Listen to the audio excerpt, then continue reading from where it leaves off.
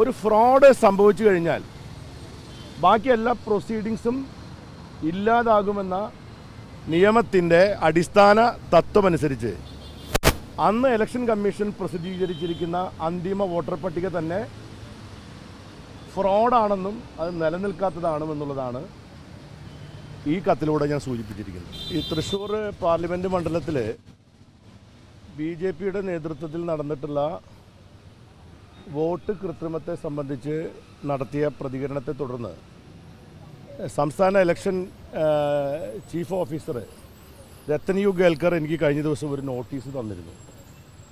ആ നോട്ടീസ് അദ്ദേഹം ഇലക്ഷൻ നിയമത്തിലെ 20(3)B അനുസരിച്ച് നോട്ടീസാണ് തന്നിരിക്കുന്നത്. ആ നോട്ടീസിൽ പറയുന്നത് നിങ്ങൾ ഇതുമായി ബന്ധപ്പെട്ടുള്ള തെളിവുകളുണ്ടെങ്കിൽ ഞങ്ങൾക്ക് തരണം എന്നാണ്. ആ തരുമ്പോൾ നമ്മളൊരു ഓത്ത്, ഒരു ഡിക്ലറേഷൻ കൊടുക്കണം. നിങ്ങൾ കൊടുക്കുന്ന വിവരങ്ങളിൽ എന്തെങ്കിലും കാര്യങ്ങൾ തെറ്റുണ്ടെങ്കിൽ അത് പുതിയ ഭാരതീയ ന്യായ സംഹിത പ്രകാരം നിങ്ങൾ കുറ്റക്കാരനാണെന്ന് കാണുകയും നിങ്ങളെ ശിക്ഷിക്കുകയും ചെയ്യും. അതിന് നിങ്ങൾ സമ്മതം ഒപ്പിട്ട് കൊടുക്കണമെന്നാണ് പറഞ്ഞിരിക്കുന്നത്. അപ്പോൾ ഇന്ന് ഞാനതിന് കൃത്യമായ മറുപടി കൊടുത്തിരിക്കുകയാണ്. 24 പാരഗ്രാഫുള്ള ഒരു വിശദമായ മറുപടി ഞാൻ കൊടുത്തിട്ടുണ്ട്. ഒന്നാമത്, ഇലക്ഷൻ കമ്മീഷന് ഇങ്ങനെ ഒരു ഫ്രോഡ് നടന്ന സാഹചര്യത്തിൽ ഇങ്ങനെ ഒരു നോട്ടീസ് കൊടുക്കാനുള്ള അധികാരം ഇലക്ഷൻ കമ്മീഷൻ നിയമപ്രകാരമില്ല. ഫൈനൽ ഇലക്ടർ റോൾ വരുന്ന സന്ദർഭത്തിൽ മാത്രമാണ് 20(3)B പ്രകാരമുള്ള ഓത്ത് നൽകിയിട്ടുള്ള ഒരു ഡിക്ലറേഷൻ കൊടുക്കണമെന്ന് ആവശ്യപ്പെടാനുള്ള അധികാരം ആ സന്ദർഭത്തിൽ മാത്രമേ ഇലക്ഷൻ കമ്മീഷൻ ഉള്ളൂ എന്നുള്ളതാണ് നിയമം അനുശാസിക്കുന്നത്. ആ നിയമത്തിന് വിരുദ്ധമായിട്ടാണ് ഇപ്പോൾ ഇലക്ഷൻ കമ്മീഷൻ രാഹുൽ ഗാന്ധിക്കാണെങ്കിലും ഇപ്പോൾ എനിക്കാണെങ്കിലും ഇങ്ങനെ ഒരു നോട്ടീസ് തന്നിരിക്കുന്നത്. ഇവിടെ തൃശ്ശൂർ പാർലമെൻറ്റ് മണ്ഡലത്തിൽ നടന്നിരിക്കുന്ന ഗുരുതരമായിട്ടുള്ള വീഴ്ചകളെ സംബന്ധിച്ച് വന്നിരിക്കുന്ന പത്രവാർത്തകളും അതുപോലെ തന്നെ വിശദമായ റിപ്പോർട്ടുകളും ഞാനിതോടനുബന്ധിച്ച് കൊടുത്തിട്ടുണ്ട്.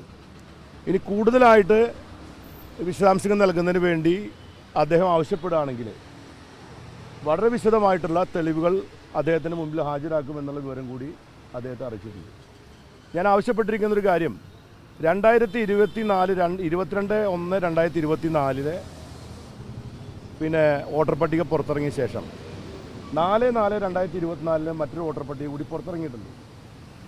ഈ കാലഘട്ടത്തിൽ വോട്ടർമാരെ ചേർക്കുന്നതുമായി ബന്ധപ്പെട്ടുകൊണ്ട് നിയമപ്രകാരം പാലിക്കേണ്ടതായിട്ടുള്ള യാതൊരു നടപടികളും സ്വീകരിക്കാതെയാണ് ആ നിയമ നടപടിയെ സംബന്ധിച്ചുള്ള പ്രൊസീഡിങ്സ് ഏതൊക്കെയാണെന്നുള്ളത് ഞാൻ കൊടുത്തിരിക്കുന്ന വിശദീകരണത്തിൽ വളരെ വിശദമായി പറഞ്ഞിട്ടുണ്ട്.